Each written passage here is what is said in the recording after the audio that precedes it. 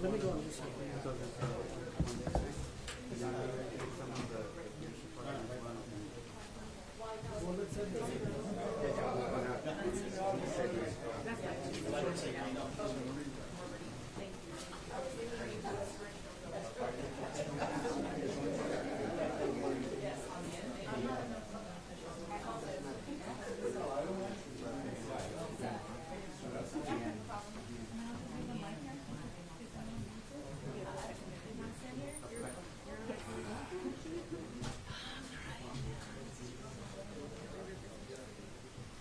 Yeah, I think that was a primary concern that we passed the things by time.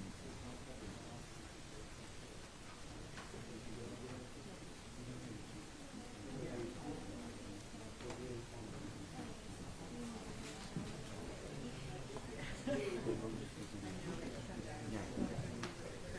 We could do maybe two layers and have PD be in the back.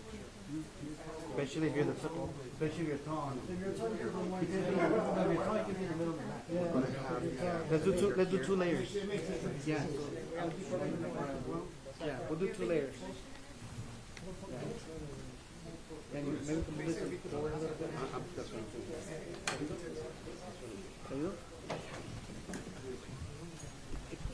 There you go. I think that's good.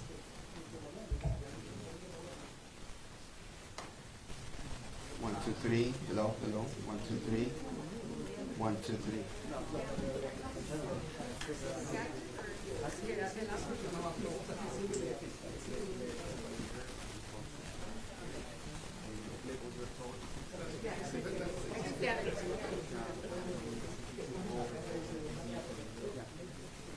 have to make room right there between the niggas and the key.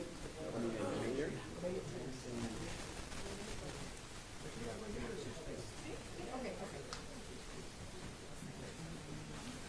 Raul, whenever you're ready.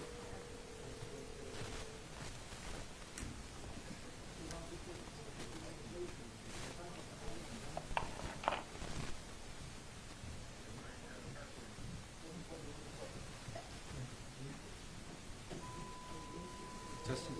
We're good. Good afternoon. Welcome. My name is Raul Riesco. I'm a communications advisor for the City of Huntington Park. And I want to thank you for joining us today here at Huntington Park City Hall.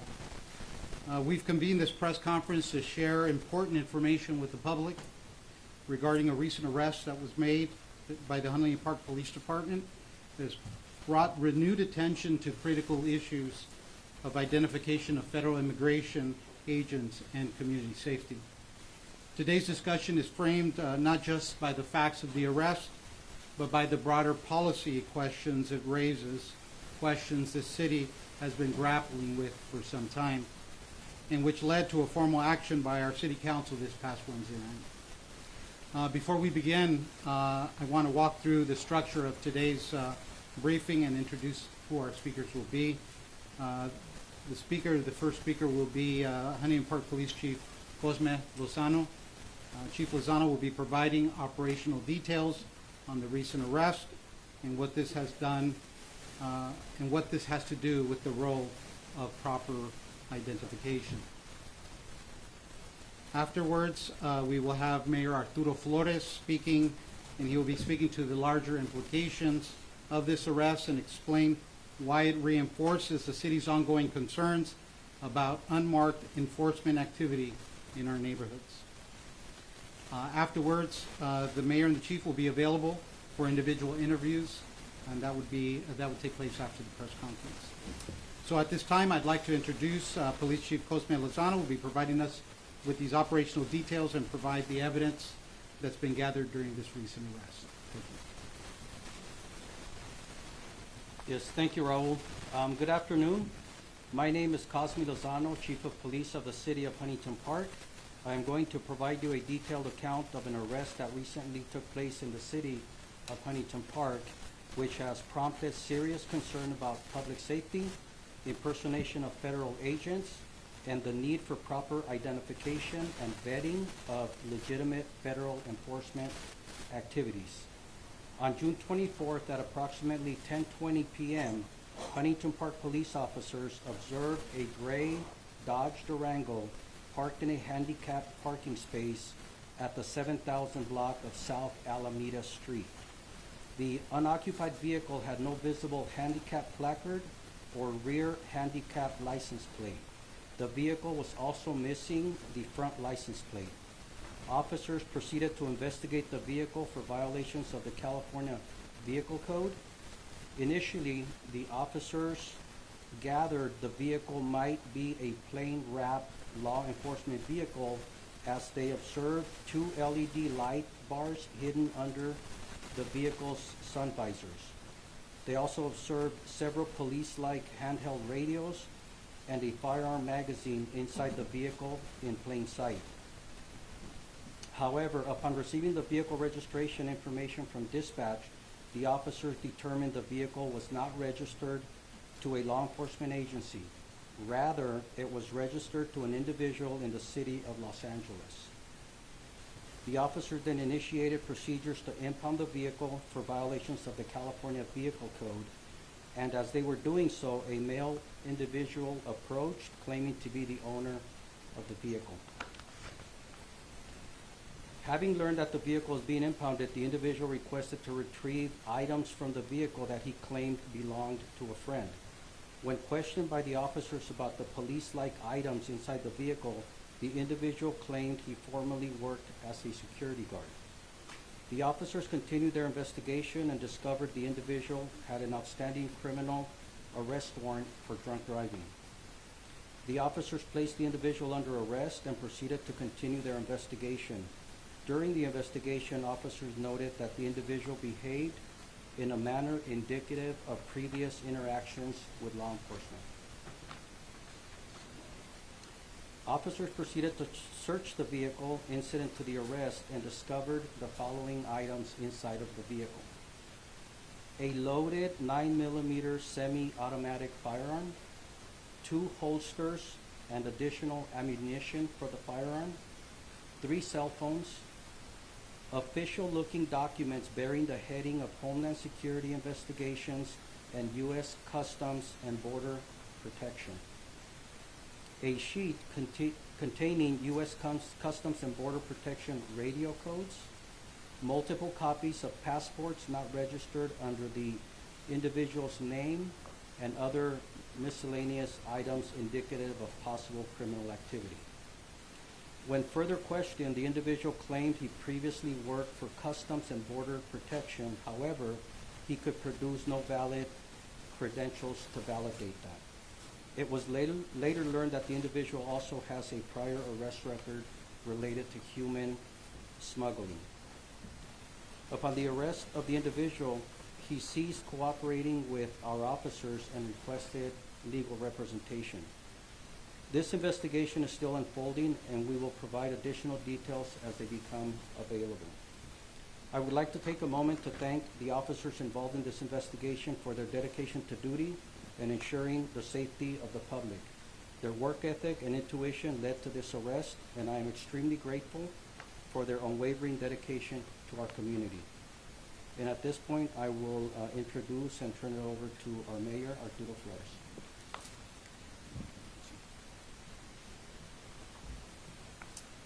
Good afternoon. Thank you guys, everyone, for being here today. Today's discussion centers on a troubling incident that took place this past Tuesday night, a case that exemplifies the broader issues facing our community. When federal enforcement agencies operate without accountability and common sense. On June 24th, an individual was arrested after officers discovered red and blue lights hidden under the vehicle's visors, multiple police-style radios, a firearms magazine, IHS and CBP labeled documents, and copies of passports in an unmarked vehicle parked in a handicap space without a placard and in the 700 block of South Alameda Street. The registered owner of the vehicle claimed that he used to work for Customs and Border Protection that had no valid credentials. What this individual was doing with those items remains under investigation. But the presence of law enforcement style equipment without any verified authority raises serious concerns. When people cannot trust who is enforcing the law, public safety is undermined, and fear begins to take hold. These are not isolated fears. Across the region, residents are reporting encounters with individuals claiming to be federal agents, driving tinted and unmarked vehicles, wearing plain clothes, and refusing to show identification. One recent incident prompted a resident to ask, who are these people? And frankly, the vests that they're wearing look a lot like they were ordered on Amazon. Are they bounty hunters? Are they vigilantes? These questions reflect a larger breakdown of trust and accountability. In Huntington Park, where many families are mixed gender immigration status, this kind of ambiguity is not only unacceptable, it's dangerous. When ICE and other federal agencies choose to operate in secret with no transparency, they don't just enforce the law, they incite fear. We cannot allow bad actors, whether they are rogue individuals or unauthorized impersonators, to exploit this confusion, to intimidate and extort our community.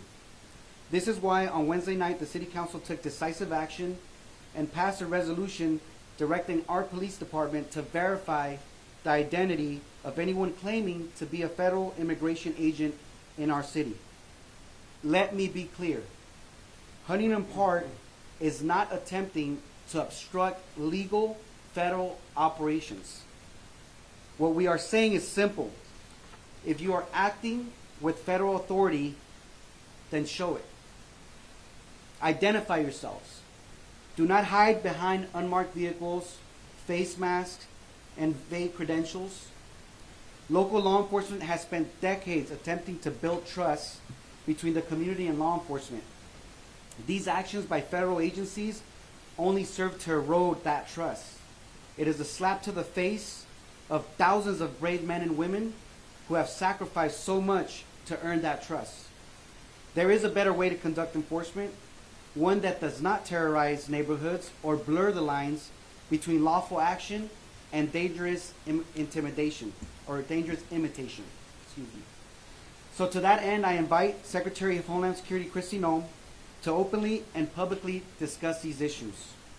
This is not how immigration enforcement in America should be conducted.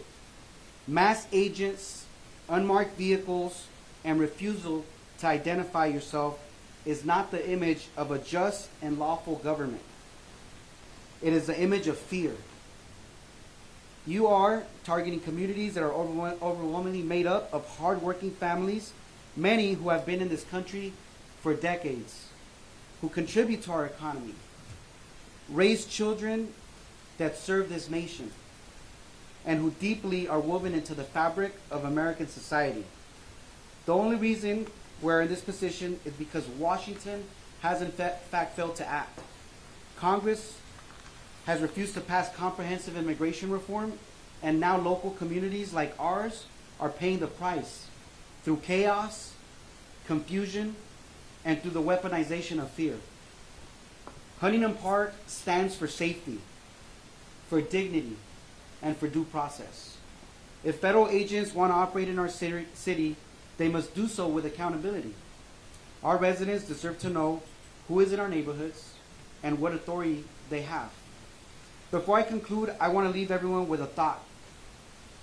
Imagine one day you decide to leave everything you have ever known behind, to search for the opportunity of a better life for you and your family. You travel to a foreign land, knowing the risk and the uncertainty that you will face. You arrive in this land and set out working hard, multiple jobs, contributing in ways others would never even dream of considering because it would be beneath their station. Day after day, you sacrifice time with your family, the trivial pleasures of life, and your own health just to give your children the opportunity of experiencing a life in a better way. Now imagine, after all this effort, all this sacrifice, working in silence and obscurity, you are confronted with mass individuals working at the behest of evil people. And no, I'm not referring to federal agents, but rather to impersonators that possibly have ties to organized crime. The same individuals that the president for years has claimed have invaded our country. These impersonators intimidate, kidnap, and extort our families, seeking to enrich themselves off the chaos that has been created. You live in fear, seeking help from anyone that will listen, but you can't cry for help. The very people that you would seek are also the ones that are seeking you, for nothing other than the fact that you are not one of them. Imagine a world like that, living in constant threat and fear. Now realize, families in our community are living this nightmare in our country. The United States of America, the land of the free, the home of the brave, the land which I have risked my life to serve in service of. How is this possible? How have we come to this place? How has our government failed so badly? And who can we turn to for help? Who will fight to protect those in our community that are most vulnerable? These are the questions that I leave with you today as I ask that my fellow Americans join me in holding our leaders accountable. Why should good people suffer because of their failures? It's a sad day indeed, but I will never stop fighting for our families, our communities, and our country. Our community has been shaken, but make no mistake about it. Our resolve will not be deterred. May God give us the strength to endure and overcome. God bless each and every one of you, and God bless the United States of America. Thank you.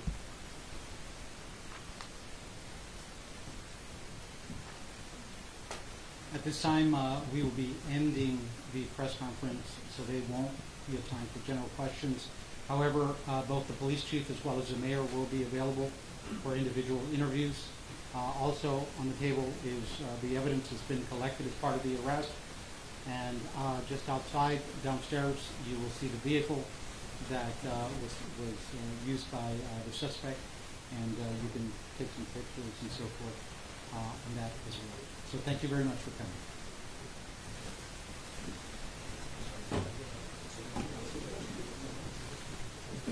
I'm going to show